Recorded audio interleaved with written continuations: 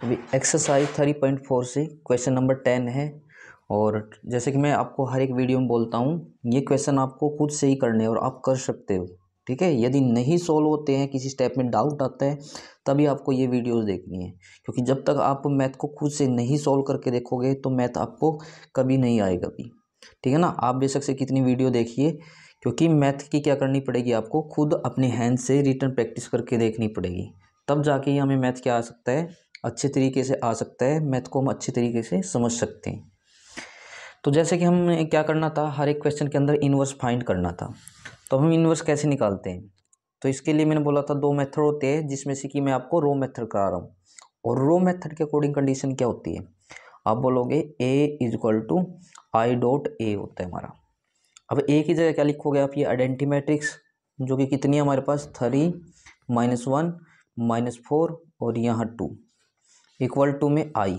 और आई में क्या लिखेंगे, क्योंकि 2/2 की है, तो यहाँ 2/2 में हम आइडेंटिटी मैट्रिक्स बनाएंगे, जो कि होगी आपकी 1001 डॉट ए। कभी आप गलती से ए की जगह ये मैट्रिक्स लिख दो, क्योंकि जैसे कि मैं बोलता हूँ ये ए ही आपका बाद में जाके इन्वर्स बनता है। तो अब आगे सोल्व करिए इसको। तो सोल्व करने के लिए मैंने आपको क्या बता रखा है, जो ये ए मैट्रिक्स है ना, आपको इसको आइडेंटिटी मैट्रिक्स में कन्वर्ट करना है, जिसके लिए आप कुछ भी कर सकते हो, कोई भी ऑपरेशन लगा सकते हो। तो आइडेंटिटी मैट्रिक्स में जाने से पहले मैं क्या बताता हूँ आपको, यहाँ पे ना आप 0 0 कर लो, कैसे भी कर सकते हो आप। तो अब पहले यहाँ सोचिए कि भी मैं यहाँ 0 कैसे लेके आ सकता हूँ। मुझसे पहले आपको कमेंट करना है सोच के, पहले वीडियो को पॉज करिए, उसके बाद सोचिए और अपने आंसर का कमेंट करिए। ठीक है, उसके बाद मैच करके देखिए कि जो हमने सोचा है क्या ये मेरे आंसर से मैच कर रहा है या नहीं कर रहा है। यदि आपने ये सोच लिया है तो आप समझ जाइए कि क्वेश्चन को अच्छे तरीके से समझने लगे हैं। अब देखिए, सबसे पहले तो मुझको लगानी पड़ेगी ऑपरेशन R1 पे।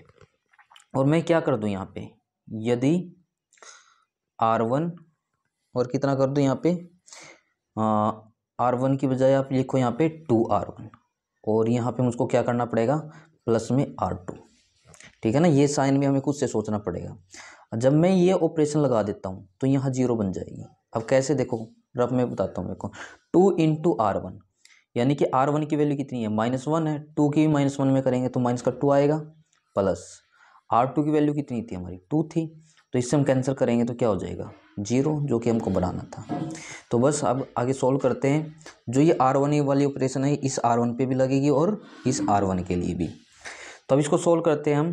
2 × R1 यानी कि 3, तो 6 आएगा, 3 × 2 प्लस में R2 की वैल्यू कितनी है हमारे पास, -4 है, तो प्लस माइनस माइनस यहाँ पे 4 आएगा, इसमें से इसको माइनस करेंगे तो 2, तो यहाँ हम 2 राइट कर देंगे। और इसके लिए तो हमने ऑपरेशन लगाई थी, जिसकी वैल्यू हमारी क्या आई है, 0 आई है। देन R2 पे कोई ऑपरेशन नहीं है, तो आपको ये एच टी रखनी है, -4 और 2, देन इक्वल टू में अब आप इस R1 पे भी लगाइए, 2 × R1 यानी कि 2 × 2 आएगा, प्लस में 0 करोगे तो यानी कि यहाँ तो 2 ही रहेगा आपका। देखो 0 × 2 0, प्लस R1 की वैल्यू कितनी है, 1 थी। देन उसके बाद ये एच टी जाएगी आपकी R2 01 डॉट ए, ये साथ के साथ में लिखते रहना। अब देखो ये 0 बनाने के बाद आप यहाँ सोचिए कि हम 0 कैसे बना सकते हैं। तो सबसे पहले तो मुझको ऑपरेशन कहाँ पे लगानी पड़ेगी, R2 में। तो यदि मुझको ये 0 बनानी है यहाँ पे, तो सबसे पहले तो मैं यहाँ R2 लिखूँगा, और यहाँ पे प्लस में मैं क्या कर दूँ, 1 मिनट के लिए 2R1 कर दूँ, तो यहाँ 0 नहीं हो जाएगी। कैसे, देखो रफ में समझा रहा हूँ। R2 की वैल्यू कितनी है, -4, देन यहाँ प्लस है 2 × R1, R1 की वैल्यू 2 है, 2 की 2 में करेंगे तो 4, और मैं इसको कैंसिल कर दूँ तो 0 हो जाएगा, जो कि हमको बनाना था यहाँ पे। अब यहाँ देखिए, R1 पे कोई ऑपरेशन तो नहीं है, तो ये एच टी जाएगी 2 0, और इसके लिए ही हमने ऑपरेशन लगाई थी, जो कि आपकी वैल्यू क्या आई थी, 0।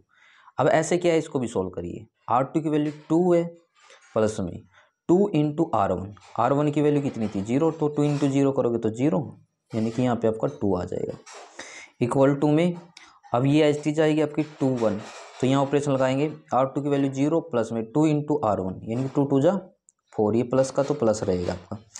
देन उसके बाद R2 की वैल्यू 1 है, प्लस में 2 × 1, तो 1 और 2 कितना हो जाएगा, ये हम राइट करेंगे 3 को, एंड डॉट ए। अब ये राइट करने के बाद अब आगे सोचिए आप कि भाई यहाँ हम 1 कैसे बना सकते हैं, वो आसानी से बन सकता है ना 1। इसके लिए हम क्या करेंगे, तो सबसे पहले तो मैं यहाँ R1 के ऊपर ऑपरेशन लगा लेता हूँ। जब मैं R1 पे ऑपरेशन लगाता हूँ तो नॉर्मली यहाँ आपको कर देना है 1/2 R1, क्योंकि R1 की वैल्यू 2 है तो यहाँ 2 लिखूंगा, 2 से 2 कैंसिल होकर 1 ही नहीं बचेगा जो कि हमको बनाना है। तो यहाँ करते आगे सोल्व। तो जब आप सोल्व करोगे तो 2 से 2 कैंसिल होगा 1, 0/2 का मतलब 0, R2 पे आपकी कोई ऑपरेशन नहीं है तो ये ST 0/2 = में ऐसे क्या है 2 से हमारा 2 कैंसिल होगा तो यहाँ भी 1 ही आएगा। देन उसके बाद यहाँ 1 × 1, यानी कि यहाँ बता देता हूँ जिसको नहीं समझ में आया, R1 की वैल्यू 1 है तो 1 की 1 में करेंगे 1/2, यानी कि मैं यहाँ लिखूँगा 1/2 को। अब उसके बाद R2 पे कोई ऑपरेशन तो थी नहीं तो ये ST 4 3, साथ में डॉट A है तो इसको भी हम ST लिखते जाएंगे। अब देखो आइडेंटिटी मैट्रिक्स के अकॉर्डिंग मैंने 1 भी बना दिया, 0 भी। अब यहाँ क्या बनाना है 1, तो अगेन आप क्या करोगे, पहले तुम्हें R2 पे ऑपरेशन लगानी पड़ेगी। अब R2 पे ऑपरेशन लगाने के बाद सेम करना है आपको 1/2, लेकिन अब की बार यहाँ R1 की बजाय R2 करना पड़ेगा, क्योंकि 2 से 2 कैंसिल होगा तो 1 ही बचेगा जो कि मुझको लेके आना है। R1 पे कोई ऑपरेशन नहीं है तो ये 1 0, 0/2 करोगे तो 0, 2 से 2 कैंसिल होगा तो यहाँ 1 आ जाएगा = में। R1 पे कोई ऑपरेशन नहीं है, ST 1 1/2, और यहाँ 4/2 करोगे तो 2 2 4, 3/2 करोगे तो 3/2, और साथ में डॉट A। अब ये करने के बाद ये क्या होती है आपकी, आप बोलोगे आइडेंटिटी मैट्रिक्स होती है तो यहाँ मैं I लिख लूँगा। उसके बाद आपको ये ST लिखनी है 1 1/2 2 3/2 डॉट A। अब ये राइट करने के बाद ये आपका प्रोडक्ट में इधर आके इन्वर्स में हो जाएगा ना, जिसे हम लिखेंगे A 1.I, देन = में 1 1/2 2 3/2।